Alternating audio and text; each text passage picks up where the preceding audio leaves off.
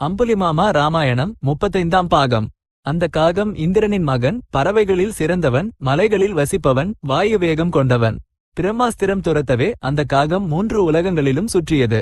இந்திரனோ தேவர்களோ அல்லது மாமுனிவர்களோ அதை காப்பாற்ற முடியவில்லை. அது மீண்டும் ராமரிடமே வந்து சரணடைந்தது. ராமர் சரணடைந்தவர்களை காப்பவன் என்பதால் அதனை மன்னித்தார். ஆனால் பிரம்மாஸ்திரம் வீணாக போகக்கூடாது என்பதால் அந்த காகத்தின் வலது கண்ணை அழித்தார். சீதை அனுமனிடம் இந்த செய்திகளையெல்லாம் சொல்லி, அவ்வளவு ஆற்றல் இருந்தும் கூட என் கணவர் என்னை ரட்சிக்க முயற்சி செய்யவில்லை என்றால் நான் செய்த ஏதோ ஒரு மகா பாவமே காரணமாக இருக்க வேண்டும் என்றாள். அனுமன் அவரை தேற்றி, ராம லட்சுமணர்களுக்கும் சுக்ரீவனுக்கும் வானர கூட்டத்திற்கும் என்ன சொல்லச் சொல்கிறாய் என்று கேட்டான். ராமரிடம் நலம் கேட்டதாகச் சொல். அவருக்கு என் சாஷ்டாங்க நமஸ்காரத்தைச் சொல். என்னை தாய் போல பார்த்து கொண்ட லட்சுமணனிடம் சேமம் விசாரித்ததாகச் சொல். அவன் சரியான நேரத்தில் அருகில் இருந்திருந்தால் ராவணனால் என்னை கவர்ந்து சென்றிருக்க முடியாது. ராமரை புறப்படச் செய்வதற்கு உன்னை விடச் சமர்த்தர்கள் யாரும் இல்லை என்று கூறி, சீதை தன் முந்தானையில் கட்டியிருந்த சூடாமணியை கழற்றி அனுமனிடம் கொடுத்து, இதனை என் அம்மா திருமணத்தின் போது எனக்கு கொடுத்தாள். அப்பொழுது தசரத மகாராஜாவும் அங்கே இருந்தார். இதை பார்த்தவுடனேயே ராமருக்கு என் அம்மாவும் தனது தந்தையும் நானும் நினைவுக்கு வருவோம் என்றாள். அனுமன் இப்பொழுது மீண்டும் தனது சாதாரண உருவத்தை எடுத்திருந்தான். அவன் அந்த சூடாமணியை வாங்கி கையில் அணிவது சாத்தியமில்லாததால் விரலில் மாட்டிக்கொண்டான். அனுமன் சீதைக்குச் சொல்ல வேண்டிய தைரியத்தையெல்லாம் சொல்லி அவரிடமிருந்து விடைபெற்று வெளியே வந்து ராவணனை பற்றி ஒரு முடிவுக்கு வந்துவிட்டு போகலாம் என்று தீர்மானித்தான். இவ்வளவு சிரமப்பட்டு இலங்கைக்கு வந்து சீதையை மட்டும் பார்த்துவிட்டு திரும்பி போவது அவனுக்கு சரியாக தோன்றவில்லை. அரக்கர்கள் எவ்வளவு பராக்கிரமசாலிகள், போர் செய்வதில் அவர்களுக்கும் வானரர்களுக்கும் உள்ள வித்தியாசம் என்ன என்பதை தெரிந்து கொண்டு சென்றால் சுக்ரீவனின் கட்டளையை சரியாக நிறைவேற்றியதாக இருக்கும் என்று அவனுக்கு தோன்றியது. போகிற போக்கில் ராவணனுக்கும் வானர பராக்கிரமம் என்னவென்று காட்டியது போலவும் இருக்கும். ராவணனை தூண்ட வேண்டுமென்றால் நந்தவனத்தை போன்ற அசோகவனத்தை அழிப்பதைத் தவிர வேறு நல்ல வழி இல்லை என்று கருதி அனுமன் தனது முழு சக்தியுடன் அசோகவனத்திலிருந்த மரங்களை சாய்க்கத் தொடங்கினான். விளையாட்டு தடாகங்களை சிதைத்தான். விளையாட்டு குன்றுகளை இடித்தான். அசோகவனமே பீபச்சமாகி போனது. மரங்களின் மேலிருந்த பறவைகளெல்லாம் பயந்து கத்தின. லதைகளும் கொடிகளும் அருந்து வாடிப்போயின. மாளிகைகள் இடிந்து விழுந்தன.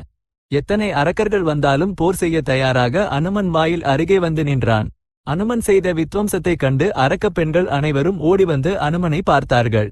அவர்கள் பார்ப்பதை அறிந்து ஏற்கனவே பெரிதாக இருந்த தனது உடலை அனுமன் இன்னும் பெரிதாக்கினான். அவர்கள் சீதையிடம், இவன் யார்? எங்கிருந்து வந்தான்? யார் அனுப்பினார்கள்? உன்னிடம் என்ன பேசினான் என்று கேட்டார்கள். அவன் யாரென்று எனக்கு எப்படி தெரியும்? அரக்க மாயைகள் உங்கள் அரக்கர்களுக்கே தெரிய வேண்டும். அவனை பார்த்தால் எனக்கே பயமாக இருக்கிறது. யார் அவன்? நீங்களே சொல்லுங்கள் என்றாள் சீதை. சீதை அப்படி கூறியதும் அரக்க பெண்கள் நடுங்கிப் போனார்கள். அவர்களில் சிலர் சீதையை பாதுகாப்பதற்காக அங்கேயே தங்கிவிட, மற்றவர்கள் ராவணனிடம் சொல்ல ஓடினார்கள். அவர்கள் ராவணனிடம், பயங்கரமான உடலும் அளவற்ற பலமும் கொண்ட ஒரு வானரன் யாரோ வந்து சீதையிடம் ஏதோ பேசினான். அவன் இப்பொழுது அசோகவனத்தில் இருக்கிறான். அவன் யார் என்று கேட்டால் சீதை சொல்ல மாட்டேன் என்கிறாள். யார் அனுப்பி வந்தானோ தெரியவில்லை. ஆனால் அந்த வானரன் அந்தப்புற தோட்டத்தையே அழித்துவிட்டான். ஒரு இடத்தை கூட விட்டு வைக்கவில்லை. சீதை அமர்ந்திருக்கும் மரத்தை மட்டும் உடைக்கவில்லை. சீதை ஒரு சிம்சுபா விருட்சத்தின் அடியில் சென்றால் அதையும் அவன் உடைக்கவில்லை. அசோக வனத்தை அழித்ததாலும் நீ கொண்டு வந்த சீதையிடம் பேசியதாலும் 2 விதங்களிலும் அவன் கொல்லப்பட வேண்டியவனே என்றார்கள். ராவணன் இந்த வார்த்தைகளை கேட்டு ஆவேசமடைந்து அனுமனை பிடிப்பதற்காக தன்னை போன்ற பராக்கிரமம் கொண்ட 80,000 அரக்கர்களை, கிங்கரர்கள் என்ற பெயர் கொண்டவர்களை ஆக்ஞாபித்தான். அவர்கள் பல்வேறு ஆயுதங்களுடன் புறப்பட்டுச் சென்று அசோகவன வாயிலில் இருந்த அனுமன் மீது பாய்ந்தார்கள். அவர்கள் தன்னைச் சூழ்ந்ததும் அனுமன் தனது வாளை நிலத்தில் அடித்து உரக்க கத்தினான். அந்த சத்தத்திற்கும் அவன் தோள்களை தட்டிய ஓசைக்கும் இலங்கை முழுதும் எதிரொலித்தது. ஜெயம் ராம லட்சுமணர்களுக்கே. வானர ராஜாவான சுக்ரீவனுக்கே. நான் ராமருக்கு தாசன். என் பெயர் அனுமன். சத்ருஹந்தகன். 1000 ராவணன்கள் வந்தாலும் போரில் எனக்கு ஈடாக முடியாது.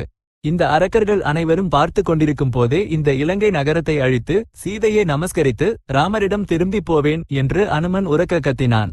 சிவந்த நிறத்தில் மலை போன்ற உருவத்தில் தெரிந்த அனுமனை பார்த்தும் அவனது அலறலை கேட்டும் அரக்கர்கள் பயந்தார்கள். ஆனால் ராஜாக்கினையை மீற முடியாது என்பதால் அரக்கர்கள் அவன் மீது தங்களது ஆயுதங்களை பிரயோகித்தார்கள். அனுமன் வாயிலில் இருந்த ஒரு பெரிய இரும்பு கம்பியை கையில் எடுத்து அதைக் கொண்டு அரக்கர்களை அடித்துக் கொன்றான். அப்படி கிங்கரர்கள் என்ற அரக்கர்களை அழித்துவிட்டு இன்னும் போர் தாகம் தீராததால் அனுமன் வாயிலிலேயே காத்திருந்தான். இதற்குள் தப்பி ஓடிய சில அரக்கர்கள் ராவணனிடம் சென்று, கிங்கரர்கள் அனைவரும் அனுமனால் கொல்லப்பட்டார்கள் என்று சொன்னார்கள். ராவணன் கோபத்தில் கண்களை உருட்டி அனுமனுடன் போர் புரியுமாறு பிரஹஸ்தனின் மகனான ஜம்புமாலி என்பவனை, போரில் தோல்வியே அறியாத மகாவீரனை ஆக்ஞாபித்தான். கிங்கரர்களை கொன்றுவிட்டு நின்றிருந்த அனுமனுக்கு அசோக வனத்திலிருந்த சைத்தியம் போன்ற ஒரு மாளிகை நினைவுக்கு வந்தது. அதனை அவன் அழிக்கவில்லை. அந்த வேலையைச் செய்யலாம் என்று அவன் ஒரே தாவலில் அந்த சைத்திய பிரசாதத்தின் மீது குதித்தான். அந்த பிரசாதத்தை பாதுகாத்த 100 அரக்கர்கள் ஆயுதங்களை எடுத்துக்கொண்டு அனுமன் மீது வந்தார்கள். அவர்களது ஆயுதங்கள் பட்டதும் அனுமன் கோபமடைந்து தனது உடலை இன்னும் பெரிதாக்கினான். அவன் அந்த பிரசாதத்தின் ஒரு தூணை ஒரே இழுப்பாக பிடுங்கி அதனை சுழற்றியதும் அந்த வேகத்தில் நெருப்பு தோன்றி சைத்திய பிரசாதம் முழுதும் எரியத் தொடங்கியது.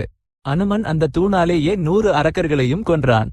பின்னர் அவன் உரக்க கத்தியபடி, என்னை போன்ற வானரர்கள் பல்லாயிரக்கணக்கில் சீதாதேவியை தேடுவதற்காக சுக்ரீவனால் அனுப்பப்பட்டிருக்கிறார்கள். லட்சக்கணக்கான கோடிக்கணக்கான வானரர்களுடன் சுக்ரீவன் இங்கே வருவான். நீங்கள் ராமருடன் பகைத்துக் கொண்டீர்கள். இனி இலங்கை இருக்காது, அழிந்துவிடும். நீங்களும் இருக்க மாட்டீர்கள், சாவீர்கள். ராவணனும் இருக்க மாட்டான் என்றான். சிவந்த மலர் மாலைகளை அணிந்து, தலையில் பூக்களைச் சூடி, குண்டலங்கள் அணிந்து, வானவில்லை போன்ற வில்லையும் அழகான அம்புகளையும் ஏந்தி ஜம்புமாலி கழுதைகள் கட்டிய தேரில் வந்தபோது அனுமன் கோபுர வாயிலின் மேல் அமர்ந்திருந்தான். ஜம்புமாலி வில்லை வளைத்து பல அம்புகளை எய்து அனுமனின் முகத்தையும் உடலையும் காயப்படுத்தினான். அனுமன் ஒரு பெரிய கல்லை வீசினால் அதனை அம்புகளால் தகர்த்தான். சால விருட்சத்தை பிடுங்கினால் அதனை துண்டு துண்டாக்கினான். இறுதியில் அனுமன் முதலில் எடுத்த அதே இரும்பு கம்பியை எடுத்துச் சுழறி வீசவே ஜம்புமாலியுடன் சேர்த்து தேரும் கழுதைகளும் சுக்குநூறாகி போயின. கிங்கரர்களுடன் ஜம்புமாலியும் இறந்துவிட்டான் என்று கேள்விப்பட்டு ராவணன் ஆவேசமடைந்து அஸ்திர வித்தையில் சிறந்தவர்களான 7 அமைச்சர்களின் புதல்வர்களை அனுமன் மீது அனுப்பினான். அவர்கள் தத்தமது சேனைகளுடன் யார் முதலில் சென்று எதிரியை வீழ்த்துவது என்று போட்டியிட்டுக் கொண்டு மிகுந்த உற்சாகத்துடன் புறப்பட்டார்கள். அவர்கள் தன் மீது பொழிந்த அம்பு மழையிலிருந்து தப்பித்து அனுமன் வானிலேயே சஞ்சரித்துக் கொண்டு அரக்கர் கூட்டத்தை கைகளாலும் கால்களாலும் அடித்துக் கொன்றான். அவர்கள் போட்ட மரண ஓலத்தால் இலங்கை முழுதும் எதிரொலித்தது. அமைச்சர்களின் புதல்வர்களும் எப்போது இறந்தார்களோ அப்பொழுதே ராவணனுக்கு பயம் ஆரம்பமானது. ஆனால் அவன் அதனை உள்ளுக்குள்ளேயே அடக்கிக் கொண்டு விருபாக்ஷன், யூபாக்ஷன், துர்தரன், பிரகாசன், பாசகர்ணன் என்ற 5 தலைமை தளபதிகளை அழைத்து, சேனாதிபதிகளே, நீங்கள் 4 வகை சேனைகளுடன் சென்று அந்த வானரனை தண்டியுங்கள். அவன் வானரனாக எனக்கு தோன்றவில்லை. எந்த இந்திரனோ தவம் செய்து இந்த பூதத்தை நம்மீது அனுப்பினானோ என்னவோ. நானும் மகா பலசாலிகளான வானரர்களை வாலி, சுக்ரீவன், நீலன், துவிவிதன் போன்றோரை பார்த்திருக்கிறேன். ஆனால் அவர்களை விட இந்த வானரன் மேலானவனாக தெரிகிறான். இது ஏதோ வானர உருவில் இருக்கும் பூதம். சிரமப்பட்டாவது எப்படியாவது இந்த வானரனை நீங்கள் பிடிக்க வேண்டும். போர் செய்யும் போது சிறிதும் கவனக்குறைவாக இருக்காதீர்கள் என்று எச்சரித்தான். அந்த 5வரும் புறப்பட்டு அசோகவன வாயிலுக்குச் சென்று அனுமனை பார்த்து அவனை எல்லா பக்கங்களிலிருந்தும் சூழ்ந்து கொண்டு போரை தொடங்கினார்கள். துர்தரன் அனுமனின் தலையில் 5 அம்புகளால் அடித்தான். அனுமன் ஒரு பெரும் கூச்சல் போட்டு ஆகாயத்தில் பறந்தான். அங்கிருந்து அவன் அதிவேகமாக நேராக துர்தரன் மீது குதித்ததும் அந்த வேகத்தில் தேரும் அதில் கட்டப்பட்டிருந்த 8 குதிரைகளும் அதிலிருந்த துர்தரனும் ஒரு கணத்தில் அழிந்தார்கள். துர்தரன் இறந்ததும் விருபாக்ஷன் மற்றும் யூபாக்ஷன் கோபமடைந்து ஆகாயத்தில் எழும்பி முத்கரங்களால் அனுமனின் மார்பில் அடித்தார்கள். அனுமன் ஒரு மருத மரத்தை பிடுங்கி அதைக் கொண்டு அவர்கள் இருவரையும் அடித்துக் கொன்றான். 3 இறக்கவே மீதமிருந்த 2 வாளையும் சூலத்தையும் எடுத்து அனுமன் மீது பாய்ந்து அவனை காயப்படுத்தினார்கள். அனுமன் ஒரு மலை சிகரத்தை அதிலிருந்த மரங்கள் மற்றும் விலங்குகளுடன் சேர்த்து பிடுங்கி அதனை தூக்கி பிரகாசன் மற்றும் பாசகர்ணன் மீது அடித்து அவர்களையும் கொன்றான். இப்படி 5 வீரர்களையும் கொன்று அனுமன் அவர்களது சேனைகளை எளிதாக அழித்தான்.